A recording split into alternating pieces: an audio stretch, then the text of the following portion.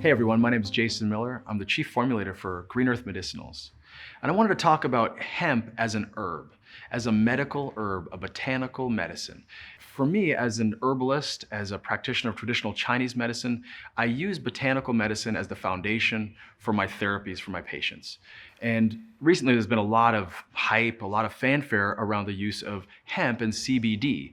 And most of the information that's coming out is about what does CBD do?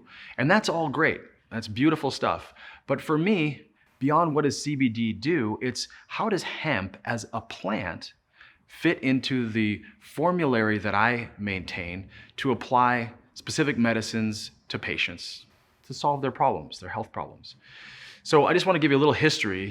Hemp came on board as an herb in our history in Chinese medicine, almost 3000 BC, when the first records describe the use of hemp and of the cannabis plant also as a medicine. And there was some divergence in the history books about which kind of strains were used, which cultivars or chemotypes. It's hard to tease that out from that information, but this is some of the oldest information we have about the medical application of hemp as an herb.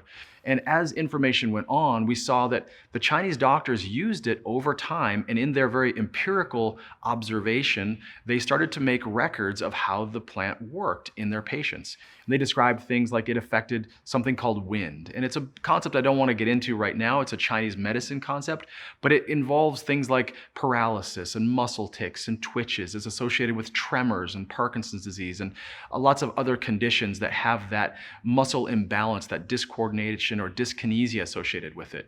And they found that hemp was very good for those conditions. They also found that it was good to be used in conditions that had kind of mental and emotional instability associated with them. And there was a wind component there too. I don't want to go too deep into the Chinese medicine side of it, but when I look back, there's also some principles that they described. They described it being acrid. They described it being balanced. And they also said it had a balancing effect on the nervous system, or at that time, on the organ networks.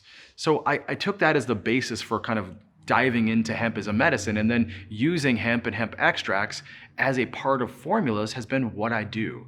And we've dissected the plant down to its cannabinoids, we've dissected it down to its terpenes, its flavonoids, and that's wonderful. And it describes a lot about what the specific extract we might be using is made of and how it might work.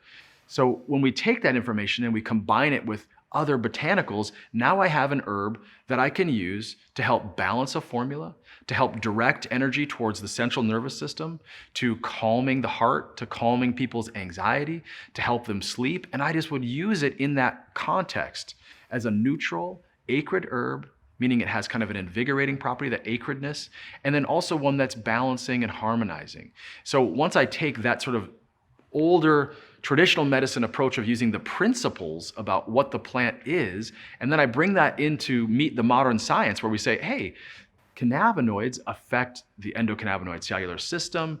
Cannabinoids and terpenes and flavonoids work together, and different groups of them have different effects. Then I refine my concept and refine my use of hemp and hemp-rich, CBD-rich hemp as an herb in my botanical medicine toolbox.